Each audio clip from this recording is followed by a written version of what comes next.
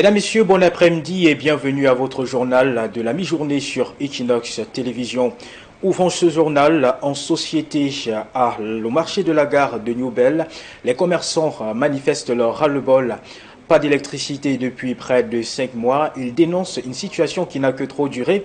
Pas de courant, pas de compteur installé et ce, malgré les contributions qu'ils disent avoir versées et les conditions de travail qui se dégradent de plus en plus. Leur colère dans ce reportage de Dallas Chana et Stéphane Tepe. Pancarte brandie avec un message clair. Les commerçants du marché de la gare veulent la lumière. En plein cœur du marché de la gare de Newbel, dans la commune de Douala 2e, les voix s'élèvent. Depuis près de 5 mois, plus d'1 millier de commerçants travaillent sans électricité, alors même qu'ils affirment avoir chacun versé le montant exigé pour l'installation de compteurs qui jusqu'ici n'ont jamais été posés. Beaucoup de commerçants ici au marché de la gare, ils ont eu à payer 120 000 pour la lumière. Ça fait depuis 3-4 mois. 5 mois pour certains, jusqu'ils sont dans le noir, ce qui n'est pas normal. Et ça, c'est la période d'activité. Parmi nous, il y a beaucoup qui gèrent les crédits avec les banques. Ils vont faire comment pour rembourser? Par rapport à ce qui s'est passé, nous avons filmé, nous avons envoyé à Madame le maire. Elle n'a pas réagi. Voici la torche que j'ai. Sans la torche, je ne peux même pas voir les habits dans la boutique là. Et voici bientôt notre fête décembre. On ne peut pas rester dans les boutiques. Ou bien il faut aller au balcon pour prendre un peu d'air. Il fait extrêmement chaud. À ces difficultés s'ajoute l'exaspération liée aux aménagements du marché. Les commerçants dénoncent notamment l'installation des caisses dans certaines allées. Ils sont venus mettre les caisses ici, ça empêche la circulation. Parce que celui qui va prendre ces caisses pour pouvoir installer sa marchandise, dès qu'il va installer la marchandise, il va bloquer la circulation en sorte que certaines personnes, certains commerçants venant au marché pour venir acheter la marchandise ne pourront plus circuler. Ils sont en train de mettre les caisses sur les bouches d'incendie, ce qui n'est pas normal. Avec les caisses accumulées partout, tu vois même la boutique, on peut facilement te tuer dans la boutique. Les manifestants contestent également le montant jugé trop élevé du paiement annuel demandé pour l'usage du parking. Une charge supplémentaire qui, disent-ils, pèse lourd. La boutique ici, c'est 300 000 francs. Hormis de ce qu'on a donné aux démarcheurs. Quand je me dis que quand tu es dans une boutique, c'est comme ta maison, on va te laisser l'accès de garer ta voiture. Depuis, ils ont demandé que les gens vont payer le parking.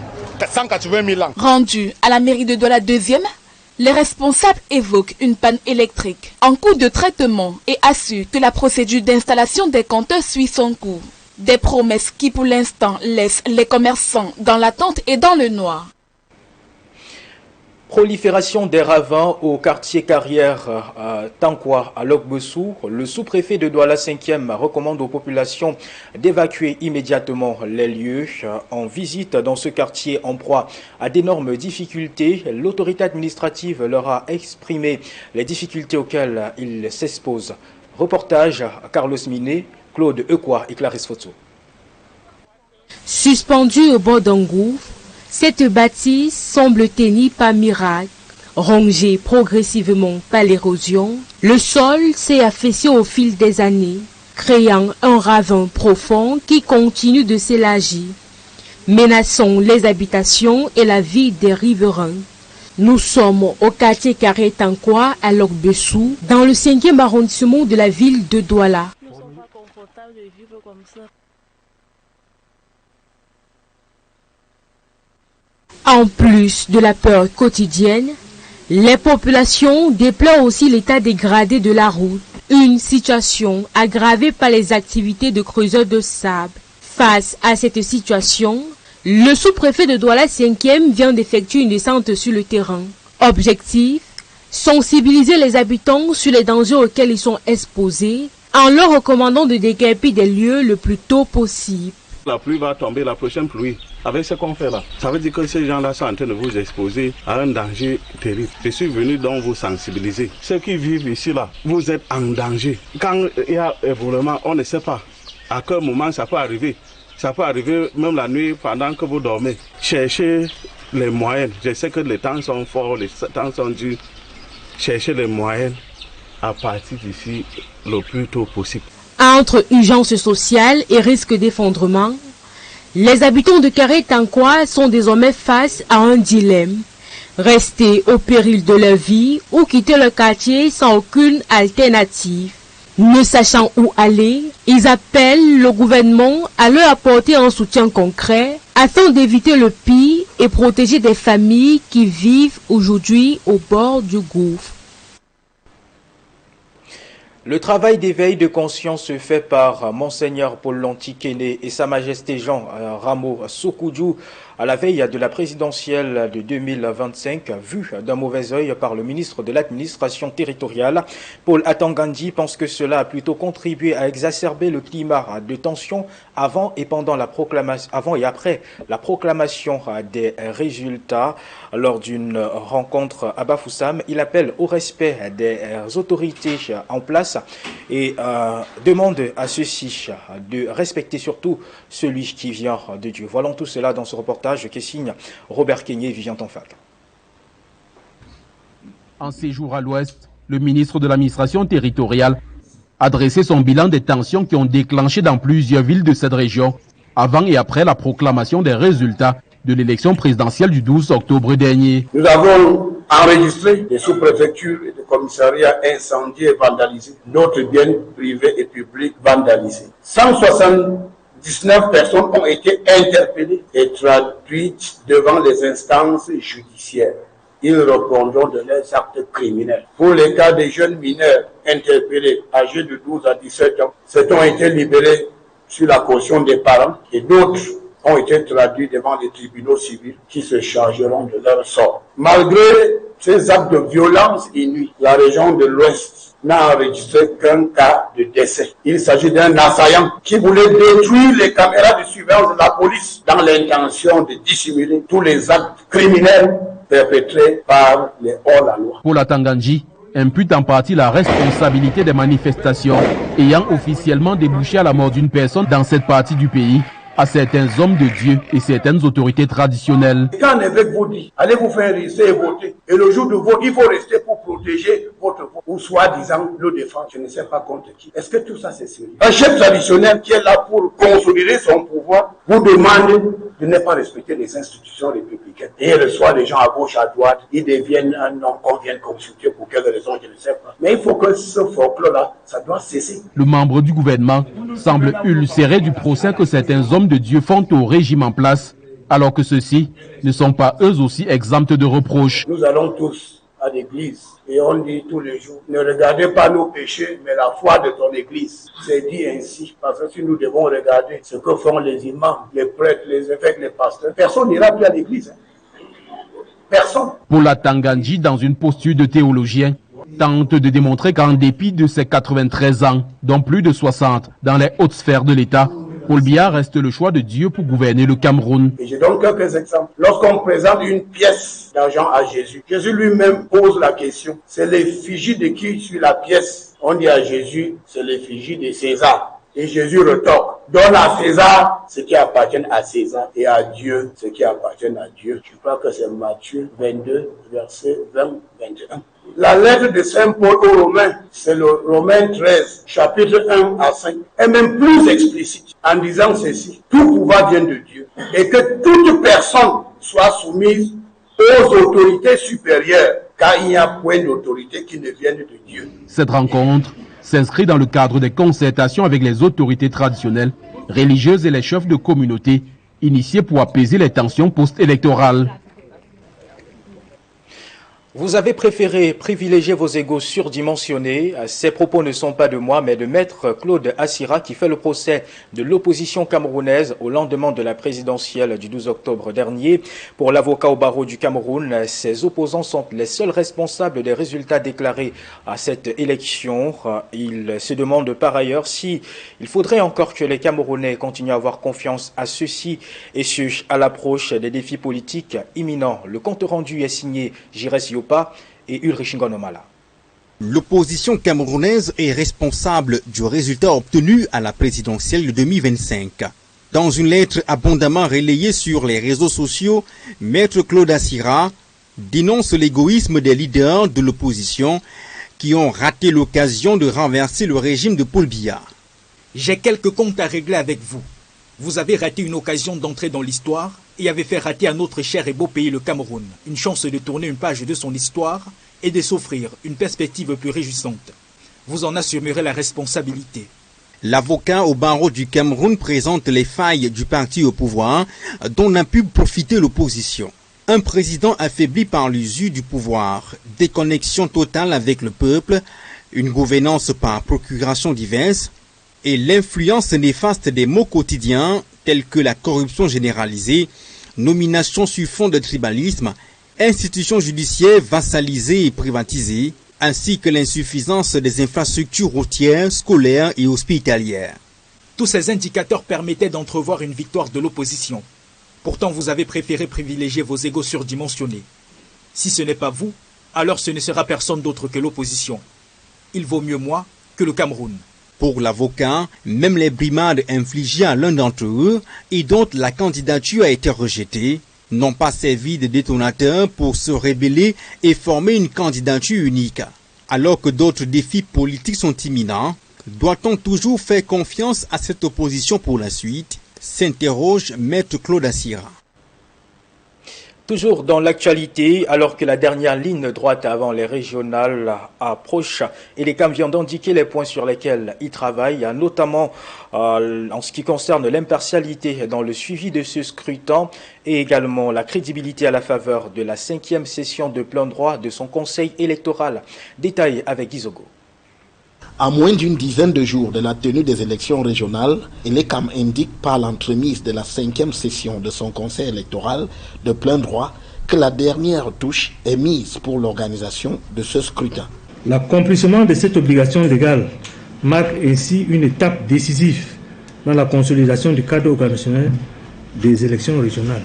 Une fois adoptées, ces commissions régionales de supervision assumeront l'entière et délicate responsabilité de proclamer les résultats de l'élection en veillant à ce que les normes nationales et procédures juridiques soient uniformément respectées par les parties prenantes. Sur le terrain, des descentes des membres du conseil électoral sont prévues pour le suivi de cette élection du 24 novembre au 4 décembre prochain. Cette mission à l'échelle nationale vise à s'assurer du bon déroulement de la campagne électorale dans les 58 chefs-lieux du département que compte notre pays et à superviser les opérations électorales le jour du scrutin. l'ECAM affirme devoir mettre en avant son impartialité et son intégrité lors de ces régionales. Il est essentiel de maintenir une vigilance, une impartialité, une indépendance et une disponibilité accrue afin de prévenir efficacement tout comportement susceptible d'entacher l'intégrité du processus électoral. Prévu le 30 novembre prochain, les élections régionales verront la participation de 9 partis politiques. Dans la page internationale, en Afrique du Sud, la Ligue des femmes de l'ANC a lancé un ultimatum au président Cyril Ramaphosa, lui demandant de déclarer les violences sexistes et les féminicides comme des catastrophes nationales. Au Niger, une vingtaine de soldats ont été tués dans la région d'Etera lors des attaques du groupe armé JNM. Et puis au Nigeria, le département de l'éducation de l'État de Kwara a ordonné la fermeture immédiate des écoles pour protéger les élèves contre ce qu'ils pensent être des intrusions de groupes armés. Voyons tout cela dans cet élément que signe Lionel Kamkoum et Estelle Manuelane. Les centaines d'écoles du centre-nord du Nigeria ont été fermées de manière indéfinie jeudi dernier en raison de préoccupations liées à la sécurité. Cette mesure intervient seulement quelques jours après une attaque perpétrée par des hommes armés non identifiés contre une église, faisant 3 victimes mortelles et entraînant l'enlèvement de 30 fidèles. Le ministère de l'Éducation a ordonné la fermeture immédiate des établissements scolaires dans les zones administratives locales d'Ifeledon, Ekiti, Eropondon, Ising et Ekoero dans l'état de Kwara. Cette décision vise à protéger les élèves face à la menace croissante d'intrusion de groupes armés qui pourraient se fondre dans les opérations de sécurité en cours. Le Nigeria lutte depuis plus d'une décennie contre des défis sécuritaires majeurs, notamment depuis l'enlèvement en 2014 de 270 lycéens de Chibok par le groupe terroriste Boko Haram dans l'état de Borno. Au Niger, le 19 novembre, une position de la gendarmerie a été attaquée dans la préfecture de Terra, à l'ouest du pays. Selon des sources sécuritaires, une vingtaine de gendarmes ont été tués et une trentaine blessés. Parmi les victimes, on dénombre le capitaine qui dirigeait l'unité. Plusieurs véhicules ont été détruits ou emportés par les assaillants. L'attaque a été revendiquée par le DJNIM, affilié à Al-Qaïda, l'un des groupes terroristes opérant dans la zone des 3 frontières entre le Niger, le Burkina Faso et le Mali, aux côtés de l'État islamique au Sahel. Cette région est régulièrement le théâtre de violences, notamment l'attaque de juin dernier contre la mosquée de Manda, toujours dans la préfecture de Terra, qui avait fait 70 morts.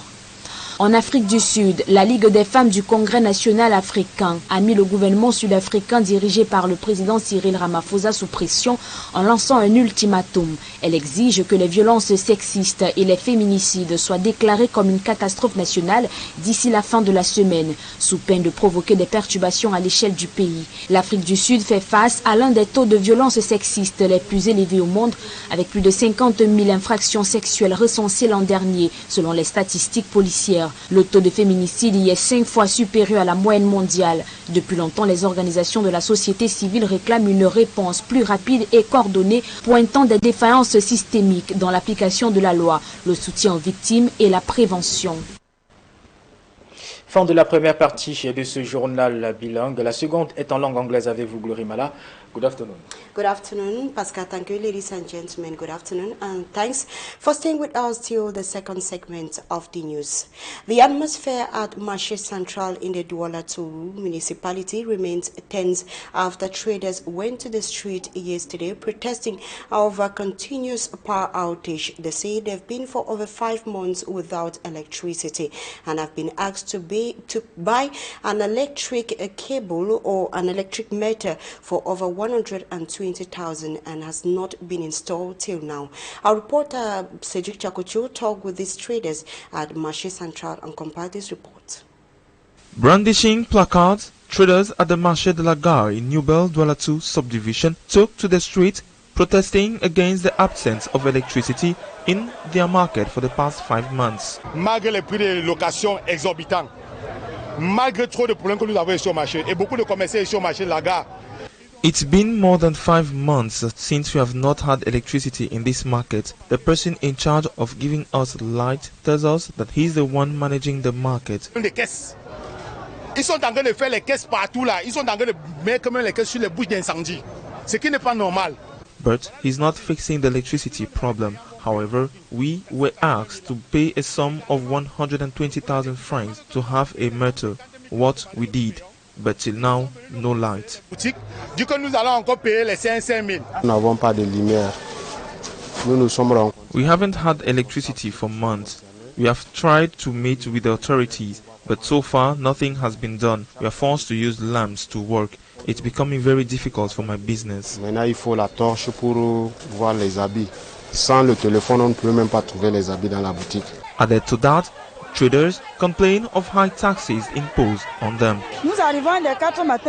We arrived at the market one morning and found our shops sealed.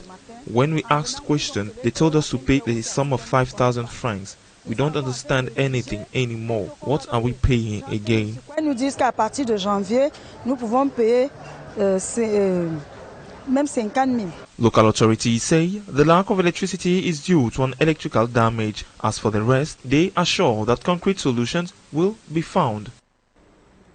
A man and his son were arrested by gendarme officers and accused for selling hard drugs. They were arrested alongside another man in their neighborhood in Ideya, one subdivision. The senior divisional officer of the Sanaga Maritime Division, who was present during their presentation, has called for more collaboration with the forces of law and order in order to limit the high rate of insecurity in the area. Sejik Chakuchu, rather Smagic and Gabriel tells us more. There were 3 who were arrested by gendarmes in Ideya, amongst them a father and his son, while the father, Yobo Jean-Pierre, alias JP, was the provider of the marijuana. His son, Hagme David, alias Passeur, aged 18 years, as well as 53-year-old Bumche Didier, served as providers to consumers. It is an important catch because we have arrested the biggest drug dealers in Ideya.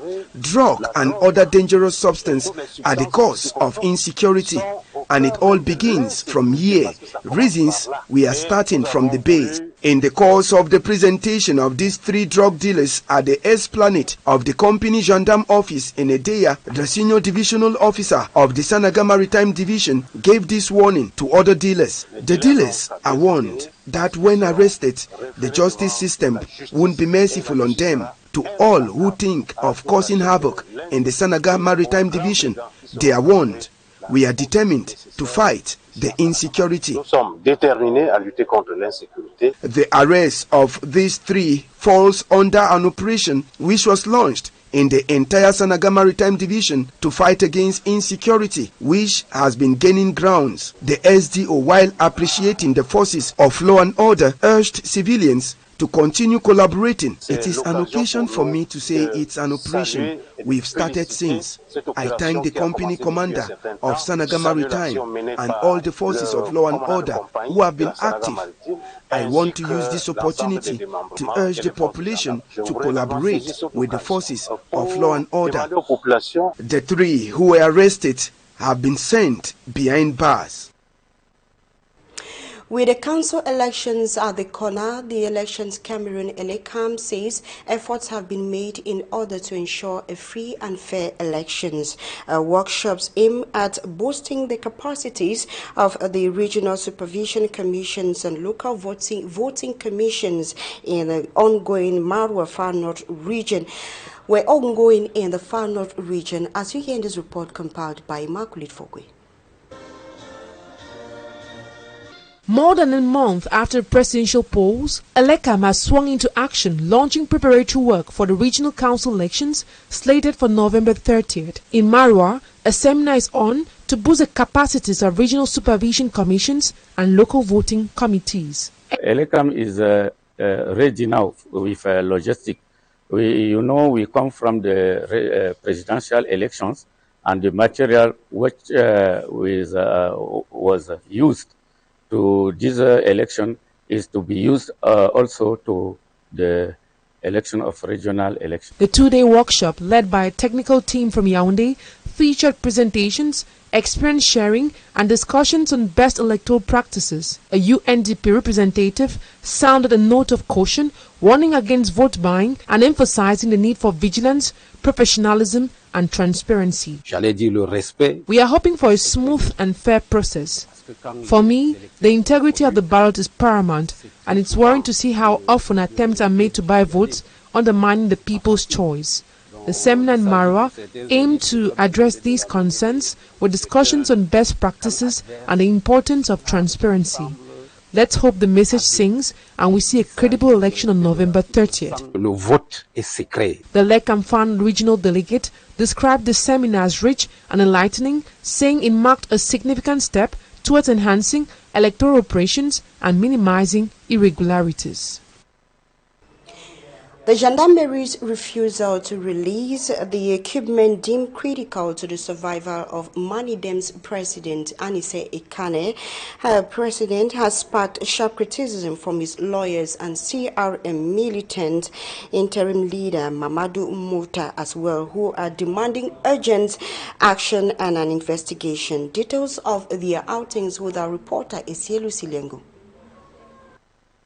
Serious concerns are mounting over the health and medical condition of Anise Ekane, president of Manidem, who remains hospitalized at the National Gendarmerie Medical Center. According to his legal team, Ekane is still reliant on supplemental oxygen, yet key medical equipment, including an oxygen concentrator described as vital to his survival, remains in the custody of the gendarmerie.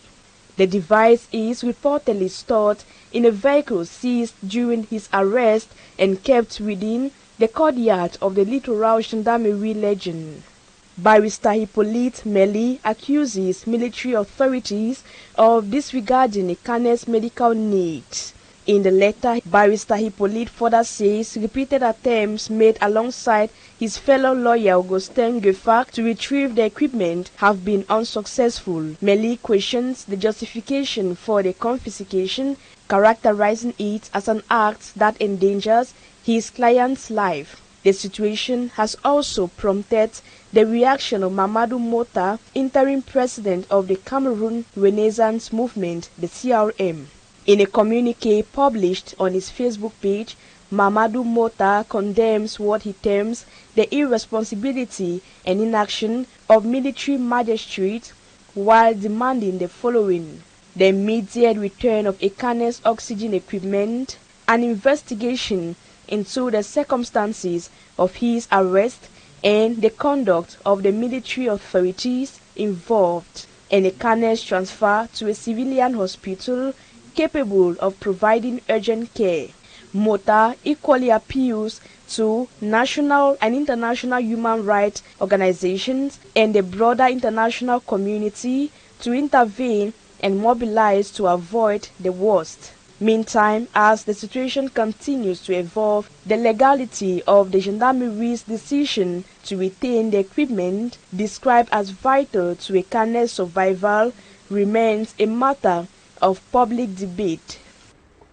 Madame Marie-Claire Nseng Elang has been appointed as the new Attorney General of the Supreme Court. The appointment was done on Wednesday in a presidential decree. She replaces Luke Jodo, who passed away some months ago. Our reporter Annabella with a brief profile of the new Attorney General in this report. On June 20, 1961, Madame Marie-Claire Nseng Elang now holds the highest position in the Cameroonian judiciary. She has been appointed as a new Attorney General at the Supreme Court in a presidential decree of November 20, 2025. Madame Nseng Elang, prior to her appointment, was Director of General Affairs at the Ministry of Justice. The mother of four says her wish was to become a medical doctor so she could help the needy, but her phobia for human blood pushed her into law and later magistracy. Madame Nseng did her secondary school education at Collège Sacré-Cœur Macaque and Collège de la Retraite in Yaoundé. She later gained admission into the University of Yaoundé, where she read private law.